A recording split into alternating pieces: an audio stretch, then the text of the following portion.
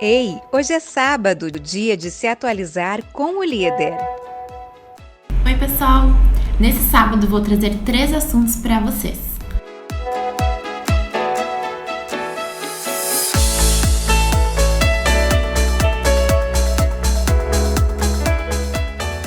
Últimos dias para a entrega da declaração do ITR. A declaração do ITR é a declaração do Imposto sobre a Propriedade Territorial Rural, que deve ser entregue por toda pessoa física ou jurídica que seja proprietária, titular do domínio útil ou possuidora a qualquer título, inclusive a usufrutuária de imóvel rural.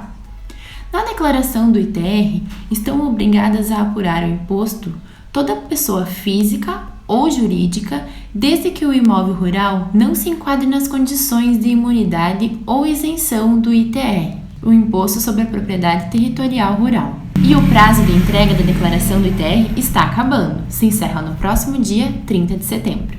Nosso próximo assunto é sobre tributos federais do Simples Nacional que foram prorrogados e começam a vencer agora em outubro. Os donos de pequenos negócios que optaram por prorrogar os pagamentos dos tributos federais do Simples Nacional relativos aos meses de março, abril e maio devem ficar atentos, porque os vencimentos começam no próximo mês de outubro. Após 6 meses de prorrogação dos vencimentos dos tributos federais do Simples Nacional dos meses de março, abril e maio de 2020, devido à pandemia do coronavírus, o Covid-19, não há sinalização por parte do governo de um novo adiamento. Desde julho, as micro e pequenas empresas optantes do Simples Nacional já voltaram a pagar as guias mensais referentes aos meses de apuração correspondentes. Em julho, agosto e setembro, também já houve o pagamento cumulativo da guia do mês com o ICMS e ISS dos meses de abril, maio e junho. Vale também lembrar que em julho deste ano, em meio à pandemia, a Receita Federal anunciou que as empresas inscritas no Simples Nacional não serão excluídas por débitos tributários em 2020. Agora vamos falar sobre a diferença entre o adicional de insalubridade e de periculosidade.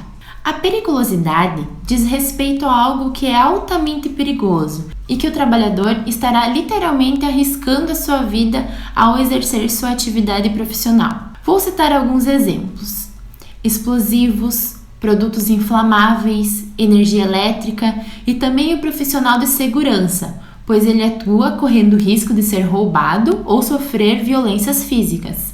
O adicional de periculosidade é regido pelo artigo 193 da CLT e pela norma regulamentadora 16, a NR 16. Portanto, a periculosidade se configura em atividades altamente perigosas. Já a insalubridade é quando o local ou a atividade profissional exercida é prejudicial à saúde do colaborador e expõe as condições que prejudicam sua saúde, a curto ou a longo prazo. De acordo com o artigo 189 da Consolidação das Leis do Trabalho, da CLT, insalubridade no trabalho são atividades ou operações que, por sua natureza, condições ou métodos de trabalho, exponham os empregados a agentes nocivos à saúde, acima dos limites de tolerância fixados na natureza e da intensidade do agente, o do tempo de exposição aos seus efeitos. Nessas condições, o funcionário deve receber um adicional de insalubridade, pois ele se expõe a riscos diários em suas atividades.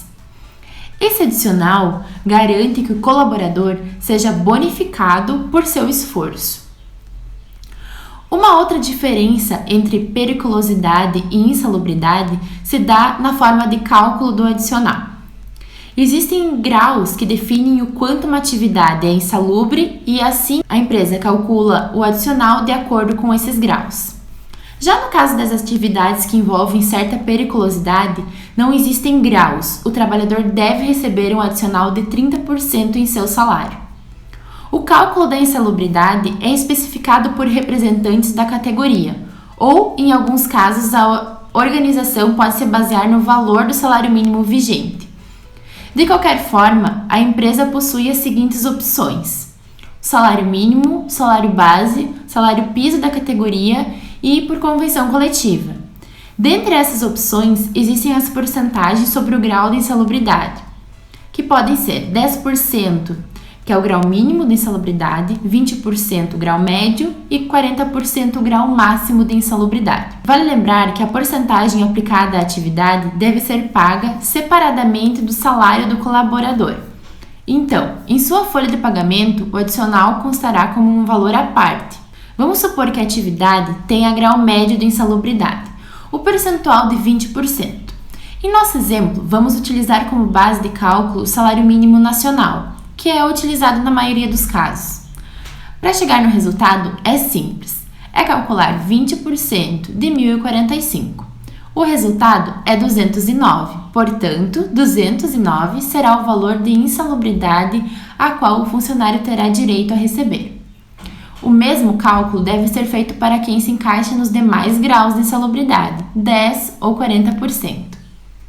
É isso, pessoal. Qualquer dúvida é só entrar em contato. Até o próximo vídeo. No Escritório Líder você encontra serviços especializados em soluções contábeis, suporte na área trabalhista e previdenciária, assessoria empresarial, apoio profissional para abertura de empresa, assessoria para planejamento tributário e contabilidade completa e profissional. Quer saber mais? Entre em contato. Rua Andrade Neves, 355, no centro de Panambi. Telefone 3375-3450.